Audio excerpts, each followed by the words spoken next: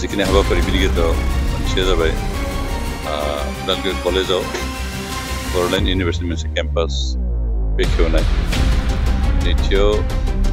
हरिसिङाव बिबिसिनि fourth floor न' लुनो थाखाय मोनसे खाम्फा गायसननाय थामथियाव सस्थपारायाव सुजित नार्जारिनि मुङाव माबानाय बेबायदिनो मोनसे रिटार्न बानायनाय अन्थाइ खाम्फा गायसननाय बेनिफ्राय नेक्स्टआव जा रेभारेन्ड देबेन कसारिनि मुङाव मोनसे गेस्ट हाउस केथलिक ससाइटिनि नाजानायाव बानायनाय आरो लास्टआव दिनै सनायगाव फिल्डआव दुर्गुल समस्टिनि गेजेराव सुजित नार्जारिनि मुङाव मोनसे रिटार्न गायसननानै बेखेवनाय दिनै बे हाबाफारिखौ बिथाङा मावनो थाखाय बिनि गेजेरजों जे बिटिआर ओनसोला जे बिटिआरनि सरकारा जे डेभेलपमेन्ट एक्टिभिटिसखौ स्पिड आप खालामनो नागिरदों समान खारन दिनै सानसेनि गेजेरावनो मोनब्रै खामानि मावो उदालगुरि जिल्ला आरो उदालगुरि जिल्लानि सासे नागरिक गासैबो गोजोननाय मोनदों आरो बिटिसि सरकारनि मुरब्बी साबायखर मानोना बिथांनि जिथु नाजानाय बिथांनि जिथु हास्थायनाय बे गासैबो समस्टिखौनो समानै दावगाहोनायनि गोसो गैया बेनिखायनो दिनै सुजित नार्जारिनि अडिट'रियाम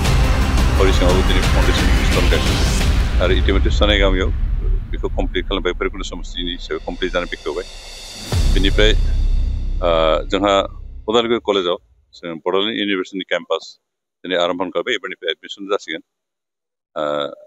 बे इउनिभार्सिटिनि केम्पास बानायनो थाखाय थांनाय बोसोरथामसोनिफ्राय नाजाबाय थादों खिन्थु जों हा दिहुननो होनायखायबो जायाखै खिन्थु एबार एडमिसन हाया उनाव जाबाय थासिगोन खिन्थु एडमिसनखौ स्टार्ट खालामसै होननानै उदालगुरि कलेजावनो बेखौ बेखेवनाय जाबाय बिनि अनगायैबो जोंहा बिबिसि बे प्राय 200 church Baptist charges more than 200 Baptist चार्चेसनि जिथु हेड अफिस हरिसिङाव बिबिसि बिनि फोर्थ फ्लोर मोनसे न' बेखौ बानायनो होननानै बिटिसि सरकारनिफ्राय 99 लाख बिदि सेंसन खालामबाय बेखौ लुनायनि थाखाय दिनै अन्थाइ खाम्फा गायसनबाय बिनि गेजेरजों जोंहा बिबिसिनि आन्दाराव थानाय जेसेबां चार्च बिथांमोना जथेस्थ' खामानि फैगोन उपकृत जागोन आरो बिनि उनावहाय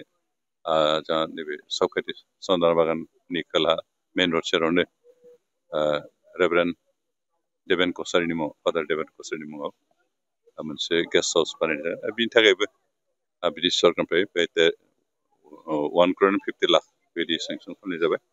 आरो बेखौ खामानि मावनो थाखाय दिनै अन्थाइ खाम्फा गायसनबाय जों गोजोननाय मोनदों जे बेफोरबायदि ससियेल माबाफोरनि अर्गानाइजेसनफोरनि बिदि अनुस्थान बा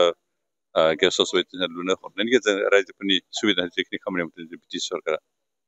बे जोबोर मोजां जादों आरो बेनि गेजेरजों जों मोनसे सिभिलाइज ससाइटि हिसाबै थांनानै थानो थाखाय जिखिनि खाबु नांगौ बेखिनि खाबुखौ मोननाय जागोन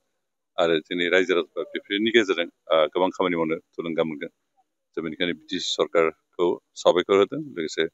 प्रमद बर' बिथांखौ साबायखर होदों जों बेबायदि खामानिफोरनि गेजेरजों ओनसोलखौ जौगाखांनो नाजागोन रायजोफ्राबो अन्तत मोजां मुखुलि उदां बारहावा थानानै खामानि मावनानै जौगानो बिभिन्न माबाखौ सिन्था सरसा खालामनो थाखाय मोनसे खाबु मोनगोन आरो बेबायदि हाबाफोरखौ जोंनि सरकारा फैगौ समावबो लालांबाय थागोन खारन बेफोरनो जोंनि डेभेलपमेन्टनि मोनसे